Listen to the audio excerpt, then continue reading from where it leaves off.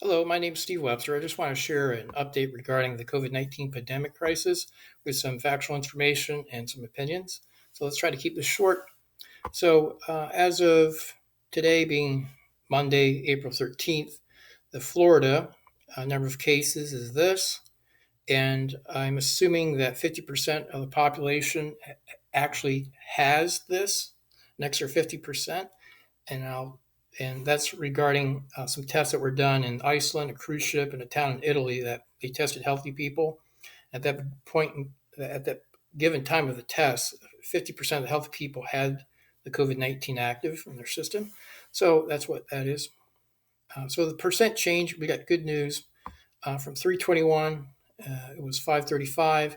330 it dropped, but then here's a big drop last week, 225, and it's dropping again. So this is there are still adding more cases about this disease, but at the rate is drastically slower. So we're kind of coming off from that curve, or we're coming down from the peak. And as a positive spin again, out of the 22 million people who live in Florida, 99.86% of us does not have COVID-19. The accumulated actual hospitalization.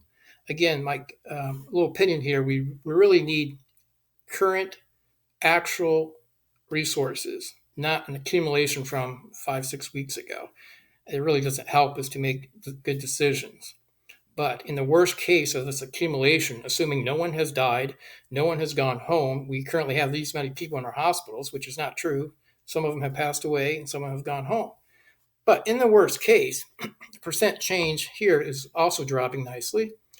And then the adjusted beds available based on some previous video explanation. Uh, we still see that Florida is not in danger of maxing out our resources for the entire state of Florida. Now, you're supposed to go per hospital, per town, per community to determine that, but then you expand to the county and then to the state. So it's it really depends on specific region. But as at this point, there's no problem with maxing out our resources. Why is that a concern? COVID-19 is very contagious. We don't want everyone going to the hospital at the same time, maxing out our resources, because if it's maxed out and someone else says, I want treatment, you can't give it to you, there's a greater chance of you dying now.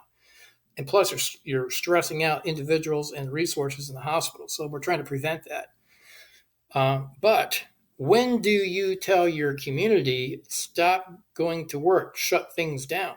Well, you need to do that when that hospitalization is threatened, not by number of cases. No one cares if there's 2 trillion cases out there. We don't care. We care about hospitalization resources. So, and so it looks like since this fire started in Florida, we have never had an endangerment of hitting resources at the same time. And now, if that was going to happen, then that's the time to say everyone stop going to work. But we haven't had that yet. But history will tell us differently, perhaps. That's death rate. And another thing I want to highlight before I share my last set of opinions, that I went to this website here, which is it here? Yeah, so it's a PDF file. The number of cases on ending 4-4 is about 300. So at this period of time, which is 4-6, very similar, we can say that at that period of time, there's more people dying from the flu in the state of Florida than COVID-19. But again, to be fair, COVID-19 is very contagious. So if we get numbers for the flu deaths in the next week or so, or this week, we might see the deaths from COVID-19 overtaking the flu. But it's just a point of reference.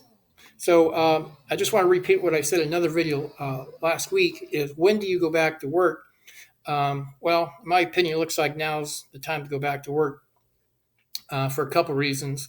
But let's put it in the context of what if we have a second wave that comes in the fall? And then you can determine if you want to apply it now. So let's talk about the fall. Let's say that due to some COVID-19 tests, we are seeing another strain or COVID-19 coming back in the fall, and we don't have vaccines yet. So do we shut down everything again? I hope not. Here's my recommendation. My recommendation is once you find out that a certain amount of population is seeing a new strain or a COVID-19 second wave, then go ahead and send out an alert statewide to everyone who has underlying conditions.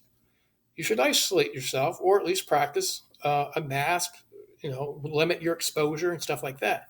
But if you want to take the drastic measure to say, I, as a governor, am executing an order that if you have underlying conditions, you must stay home and be quarantined, fine. Once you've determined that, do it. But the rest of the population in Florida needs to go back to work. Why? We have two tests: a COVID-19 test that says I'm positive or negative at that specific time. The second test is a COVID-19 antibody test. That is the test kit that we need everywhere.